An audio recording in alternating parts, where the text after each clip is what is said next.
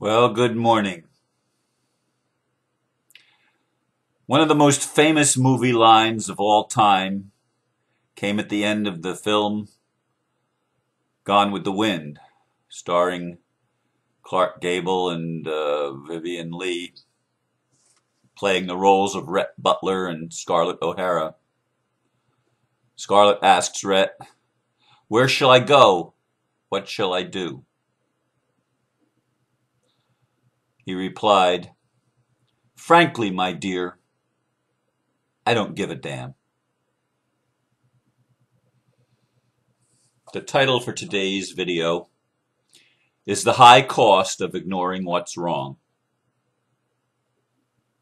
Frankly, my dear, I do give a damn. I'm really tired of these people that go around with their BS dogma that if we only focus on what we want, what we don't want will go away. Yeah, right. Get a flat tire and ignore it. Will it go away? Your toaster catches on fire. If you ignore it, will it stop burning? If you get a serious injury and ignore it, will it heal? Answers to these rhetorical questions are obvious. Yet we have people buying into and trying to sell us on the idea that if we only focus on the good stuff, the bad stuff will disappear. Who benefits from such a teaching? Here's how I see it. There are insane people running our world and conspiring, yes, to keep their sick games going. The truth is, they need people to remain ignorant in order to keep getting away with their criminality. Do you get it yet? They are the most wounded among us, and unconsciously, they are crying out for love. Ignoring them and allowing them to keep on hurting themselves and others is not very loving. Therefore, it is the people that buy into this PMA, positive mental attitude, bullshit. I have it just BS, but I'll say the word, that are most responsible for exacerbating the problem. You are not helping by being willfully ignorant. You are part of the problem and are making no contribution whatsoever to the solution. This illusion is very real human experience that affects all of life, our life. I decided yesterday that this would be the topic of today when yet another person made the comment, "I don't care what the psychopaths do.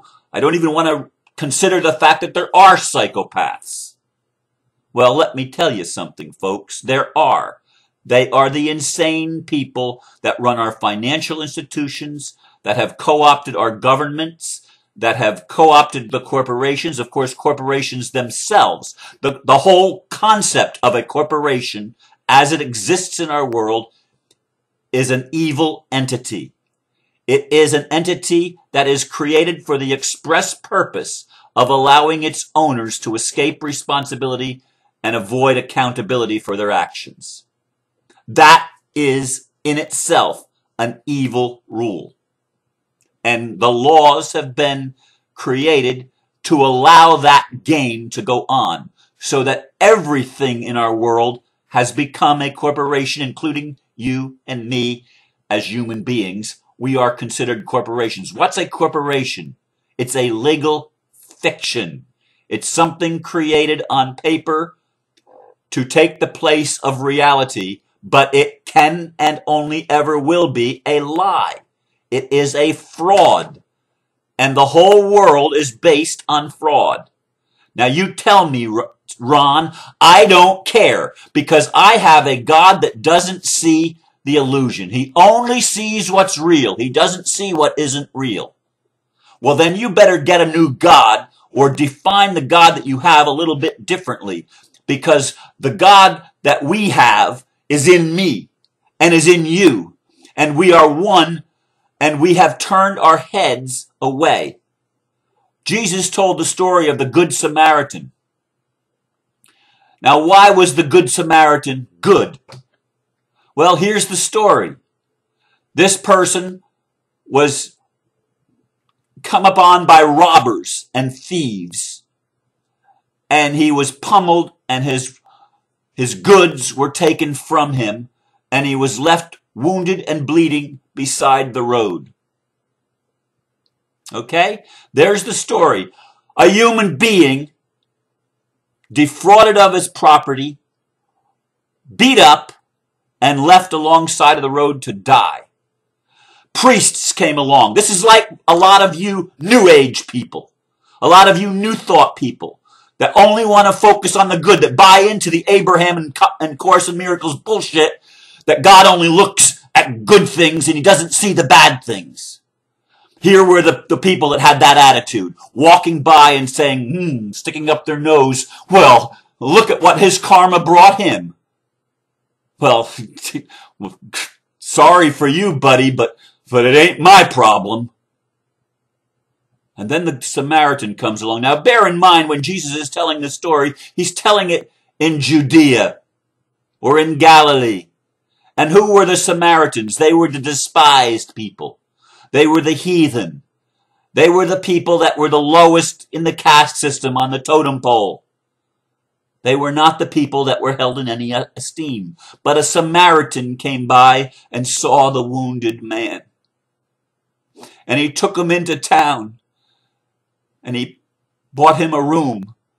And he left money to cover the expenses of getting his wounds treated and getting back on his feet again. And Jesus said, that's the story I want you to get. Are you going to be the Good Samaritan, or are you going to be one of the priests that put your nose in the air and say, it's not my problem? And then Jesus told the story about the Good Shepherd. 99 of his sheep were in the sheepfold, but one had gone astray.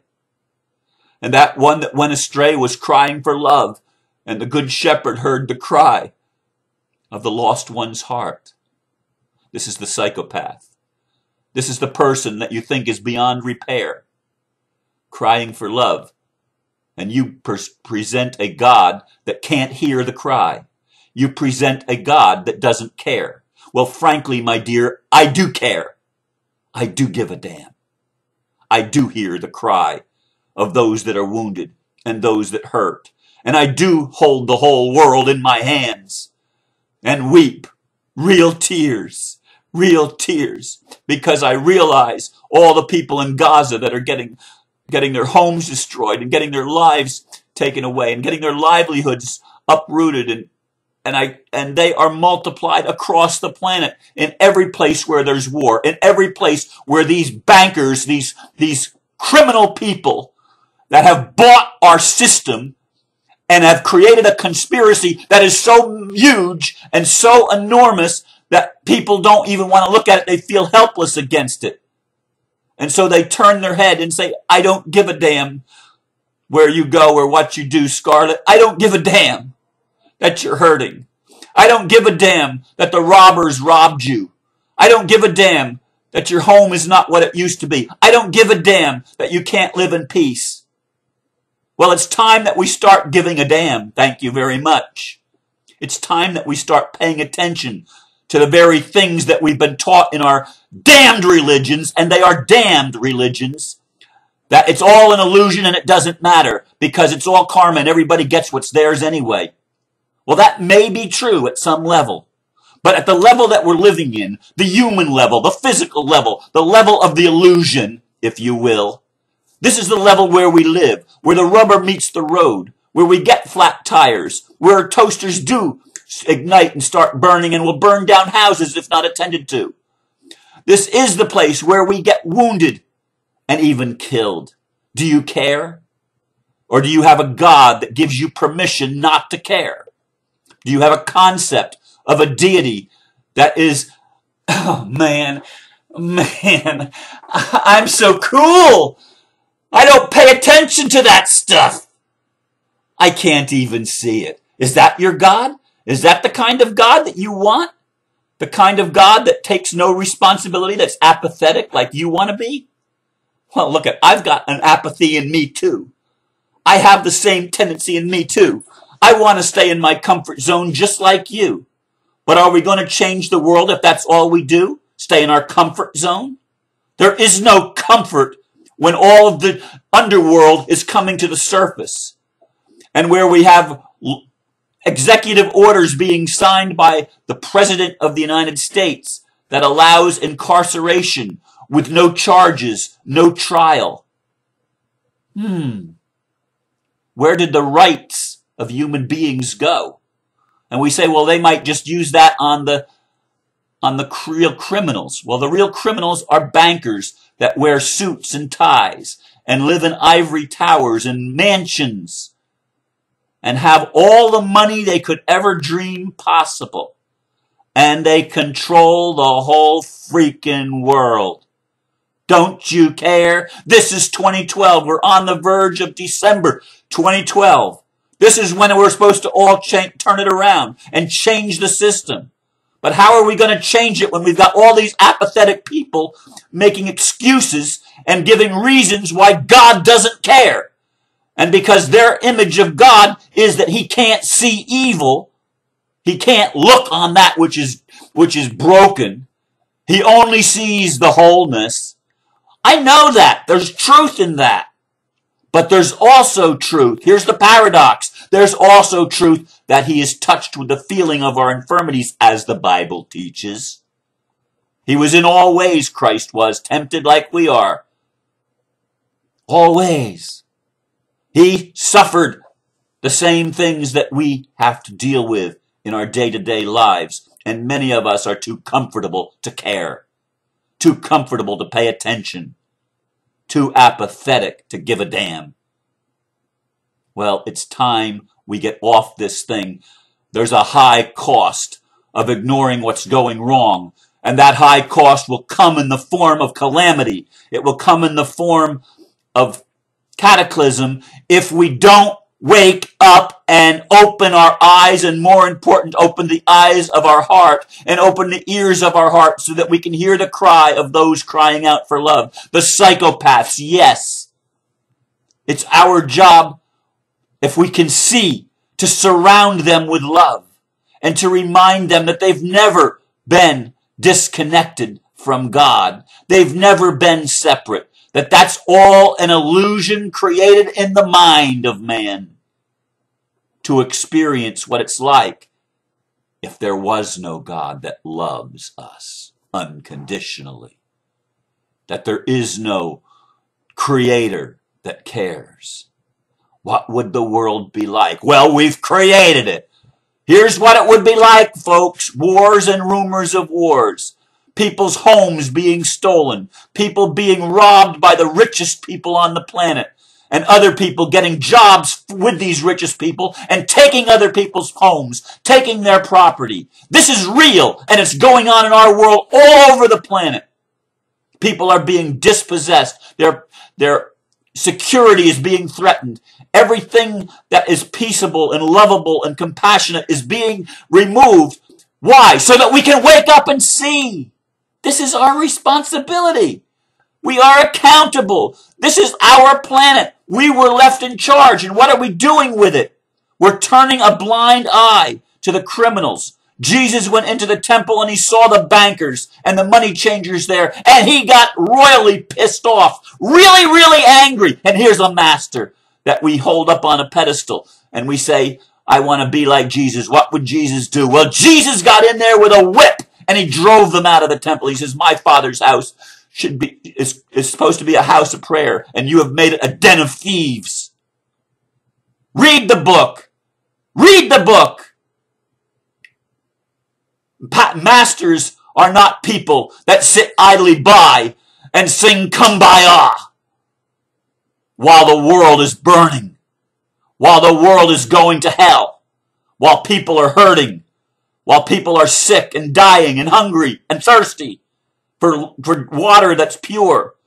And we've got people that are putting poison in our water on purpose, and poisoning our food on purpose, and poisoning our medications on purpose. What are you going to do about it? You're going to say, I don't believe in conspiracies? Well, it's time you wake up and look at the world we're living in and get off this apathetic bullshit story that what we focus on expands. Bullshit! What we ignore will keep on expanding until we bring love into that situation, until we shine light into that darkness, and until we stop embracing our ignorance and embrace the truth that will set us free. You can tell I'm a little bit passionate. You say, Ron, you're angry. Yeah, I'm angry at myself. I'm angry at the world that I live in. I'm angry at my friends that keep pushing this crap of an idea that Abraham and Esther Hicks teaches. And don't get me wrong, the Course in Miracles and Esther Hicks has good stuff in it. I'm not saying it doesn't. But I'm saying get the whole picture and stop buying into the crap that you can't focus on what's wrong because you'll get more of it, because that's a lie. That's a lie, and that's part of the matrix.